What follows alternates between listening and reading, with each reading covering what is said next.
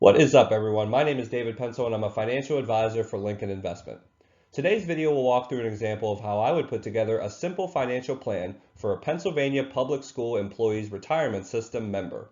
So simple, in fact, that by the end of this video, I'm going to write it on the back of a napkin as if we were sitting at a bar together. There are many factors to consider, as I'll explain at the end, but hopefully this can give you a rough idea on some things to think about for your own situation. All examples I provide in this video are for illustrative purposes only. Now that my disclaimer is out of the way, let's get started. So let's look at Ronald Retiree. Ronald is 59 with 19 years of service. He currently has $80,000 invested in a 403b. The earliest he can retire with no penalty is 62 years of age with at least 1 year of service. He would like to withdraw his lump sum upon retirement and choose the maximum option. Lincoln Investment has great Pennsylvania public school employees retirement system analysis software that can run hypotheticals on different retirement dates. If you currently aren't a client of Lincoln, that's okay. Their generic calculator can be found on their website, and I'll include the link for it in the description below. Now, after running our hypotheticals, we've concluded that upon retirement in 3 years, Ronald will receive $2,141 as a monthly paycheck, that's per month, and $141,000 as a lump sum payout to be rolled over to a qualified account like a 403b or an IRA. Using his current salary and approximate raise each year, we've also concluded that Ronald's final average salary will be $60,000 in 3 years whenever he retires. Ronald would like to continue to receive 90% of his pre-retirement income with a high probability of never running out of money. I will use his final average salary as a proxy for this number. So 90% of $60,000 is $54,000 annually. Since he will receive $2,141 per month from P.S.E.R.S, this means that $25,692 of the $54,000 will be covered by his P.S.E.R.S pension, leaving a $28,308 annual gap that we're going to need to fill from other sources. So now we move on to Social Security. While I understand that Social Security and its long-term viability can sometimes be a controversial topic, for the purposes of this video, I'm going to assume that it'll be there for Ronald.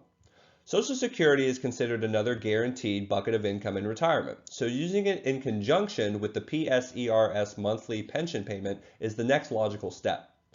You can run a Social Security estimator for yourself, even if you're nowhere near Social Security age, by using the generic calculator on the Social Security Administration's website.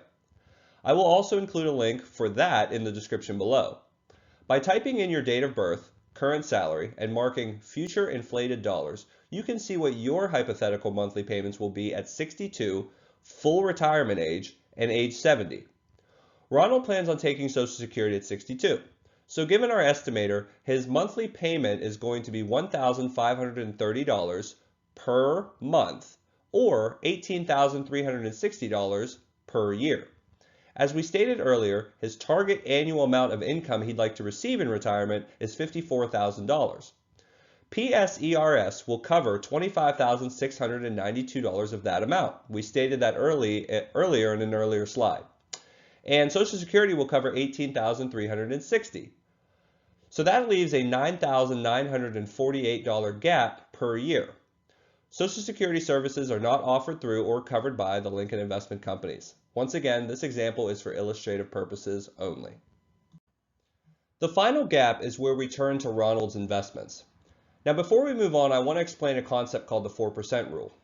The 4% rule is a financial advisor rule of thumb that has been around for decades. It basically states that if you set up your portfolio a certain way in retirement, you should be able to withdraw 4% from your portfolio for your life expectancy and have a high probability of never running out of money. The 4% rule has recently come under fire for several reasons that would take a whole nother video to explain, but for now, I'm just going to use it to demonstrate my point. So 2 slides ago, we concluded that Ronald has a $9,948 gap per year to fill, and he's going to need a lump sum amount of money to pull from in retirement in order to satisfy that gap. How do we figure out what that lump sum needed amount is going to be? Well, that's where the 4% rule comes in. If we assume Ronald can get an on average rate of return of 4% per year in retirement, then we'll take his gap amount of $9,948 and divide it by 0.04, which is equivalent to 4%. This will give us the lump sum amount needed in retirement for him to fill that gap through his life expectancy. That necessary amount, once you do the calculation, is $248,700. Now we already know that Ronald at 59 has $80,000 invested. We also know that his approximate projected lump sum from P.S.E.R.S is going to be $141,000, and that came from the generic P.S.E.R.S report. If we subtract out the lump sum he's going to be getting from P.S.E.R.S, then we find out that he actually only needs $107,700. Let's assume he can get a 6% average rate of return on his investments until retirement, so that's 3 years from now. Since he already has $80,000 invested and he has 3 years until he stops working, he's going to need to save approximately $3,680 per year or $306 per month to reach his goal by 62. As an added bonus, Ronald gets paid bi-weekly, so that $306 per month is actually $153 per pay. If you don't know how to use a time value money calculator, you'll probably want to learn how for that last part. With a 4% assumed average rate of return on his money in retirement, Ronald can withdraw 4% from the $248,700 portfolio without touching principal each year to fill his $9,948 gap that P.S.E.R.S and Social Security couldn't, allowing him to achieve his annual goal of $54,000 in retirement.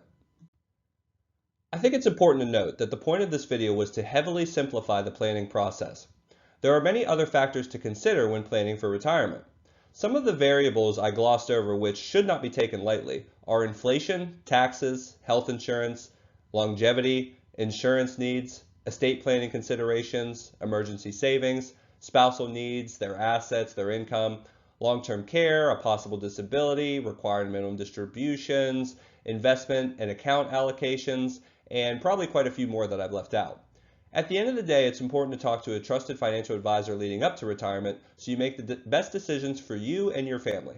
I hope you found this video helpful, and I look forward to providing you future content. See you all in the next video.